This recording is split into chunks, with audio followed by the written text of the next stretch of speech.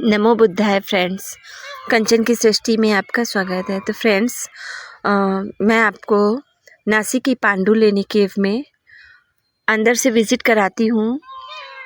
केव अंदर से कैसे बनी है। केव पांडुलेनी केव है और मतलब यहाँ बौद्ध भगवान की काफ़ी ज़्यादा मूर्तियाँ हम लोगों को मिली।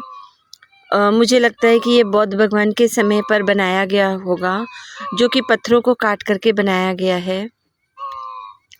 पूरा एक अच्छा खासा पर्वत था, उसको काट करके ये खंभे बनाए गए, मतलब पूरा स्ट्रक्चर बनाया गया है। ये मुझे लगता है छात्रावास रहा होगा। अंदर छोटे छोटे रूम भी हैं जो पत्थरों को ही काट करके बनाए गए हैं।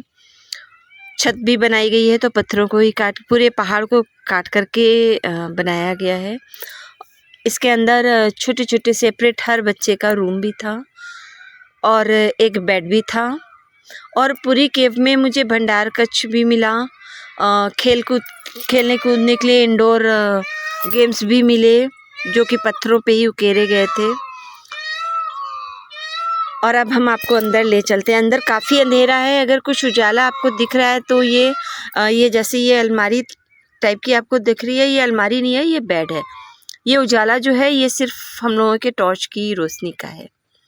ये देखिए फ्रेंड्स, यहाँ दिया रखने के लिए था, मतलब लैंप रखने के लिए, जो पहले मिट्टी के तेल से भी जल सकती, आजकल मिट्टी के तेल से जलती है। पहले हो सकता है सरसों के तेल से जलती हो या घी के दीपक से जलती हो। दीपक रखने के लिए जगह बनी हुई थी।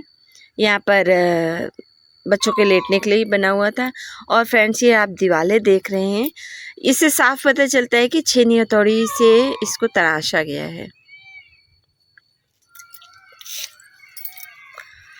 ये सारा टॉर्च की रोशनी में है, मैं इसको झूम करके इसीलिए दिखा रही हूँ। आप देखिए उस टाइम पर कैसी छेनी रही होगी, कैसी हथौड़ी रही होगी, मतलब कैसे बनाया सोच नहीं सकते। हम लोगों की सोच से परे है।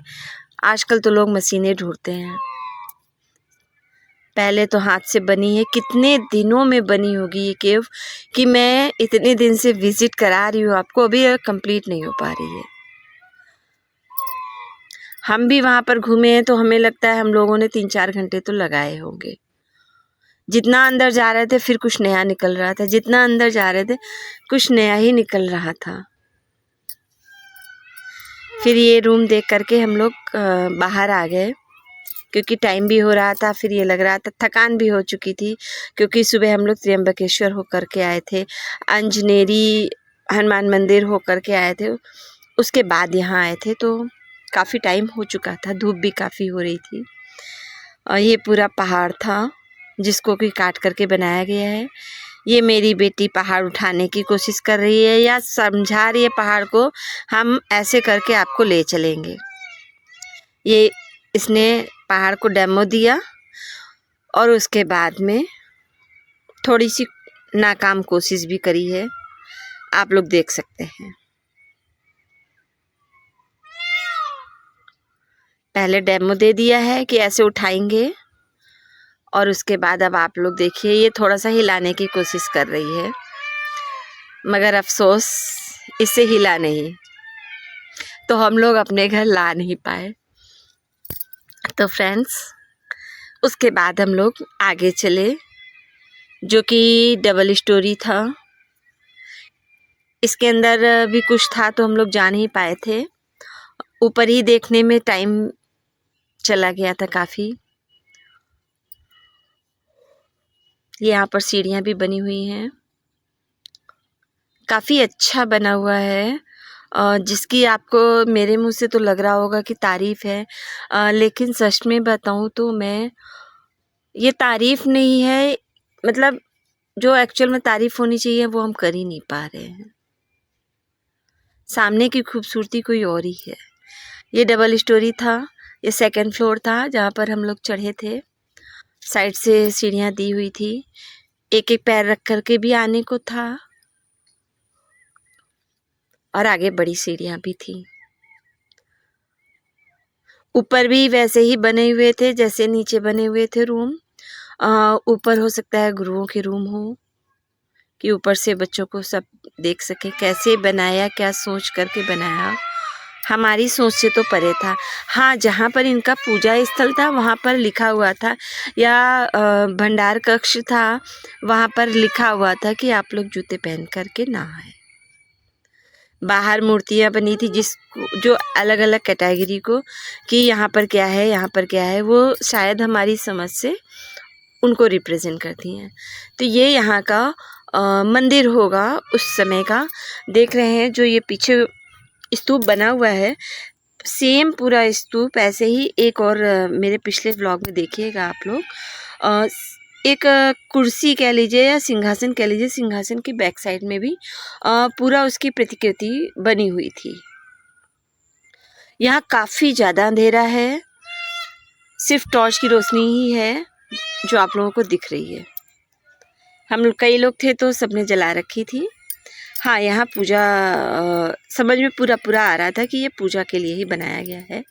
हाँ, लेकिन ये सब कुछ पहाड़ को तराश करके बनाया गया है।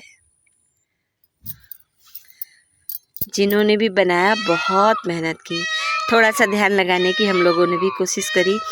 वाकई यहाँ मन लगता है ध्यान लगाने में, क्योंकि अकेलापन नहीं महसूस होता है। जो हम लोग अगर कुछ भी वर्ड बोलते हैं तो वो हमारे पास कई गुना होकर के वापस आता है धीरे धीरे।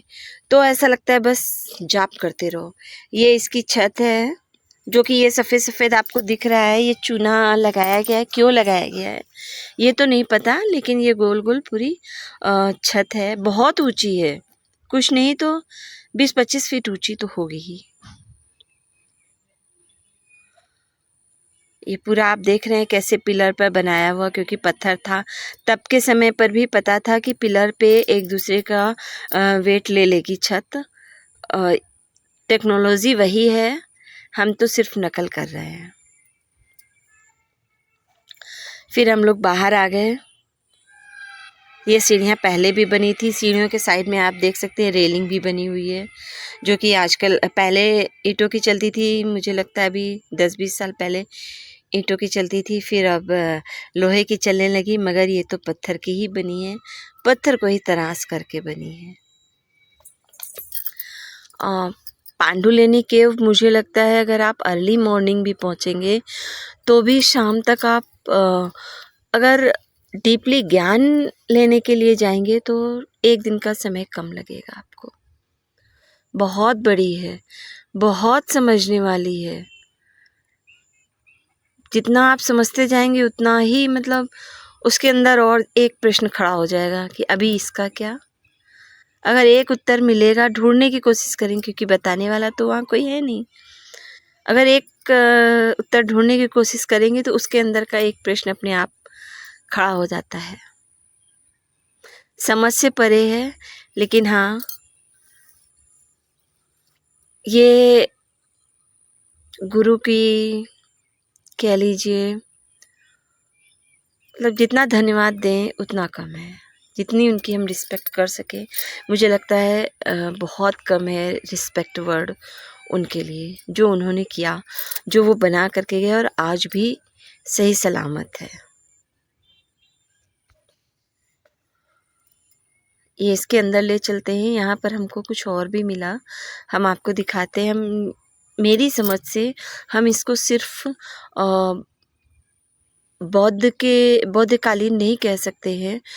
उसके पहले हमें हनुमान जी के भी चित्र मिले हैं, गौतम ऋषि के भी चित्र मिले हैं। तब के गुरुकुल के भी कुछ मतलब छात्रों को पढ़ते हुए भी प्रतिकृति मिली हुई है, दीवार पे उकेरी गई है। ये कमरे पर कमरे बने हुए हैं। ये मुझे लगता है जैसे ब्लैक बोर्ड था ना, इतना लंबा सा, उस टाइप का समझ में आ रहा था। बाकी तो सब अंधेरा ही अंधेरा है। और उसके बाद ले चलते हैं कितने अंधेरे में, क्योंकि सब लोग चले गए थे ज़्यादा अंदर, हम लोग खुद भी नहीं गए भंडार कक्ष में। समझ में आ रहा था कि ये भंडार कक्ष है, एक के अंदर ऐसे करके था। सिर्फ ये आपको हम मोबाइल की रोशनी में दिखा रहे हैं।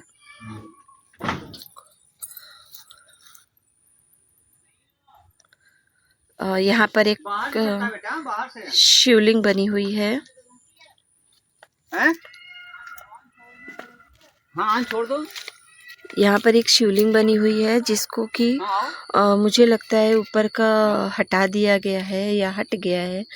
हम किसी के ऊपर कह नहीं सकते हैं, लेकिन हाँ इससे समझ में आता है कि ये बौद्धकालीन नहीं है, ये उससे भी पुरानी है। या यूँ कह सकते हैं कि जब भगवान त्र्यंबकेश्वर ने दर्शन दिए होंगे तो शायद यहीं पर दिए होंगे गौतम ऋषि को, क्योंकि गौतम ऋषि ने यही तपस्या करी थी। और ये पूरा शिवलिंग है, साफ साफ दिख रहा है। जल निकलने के भी स्थान बने हुए हैं, तो जिससे हम कह सकते हैं कि ये बौद्ध भगवान के पहले की हैं। हाँ, हो सकता है उन्होंने कुछ ज़्यादा बनाया हो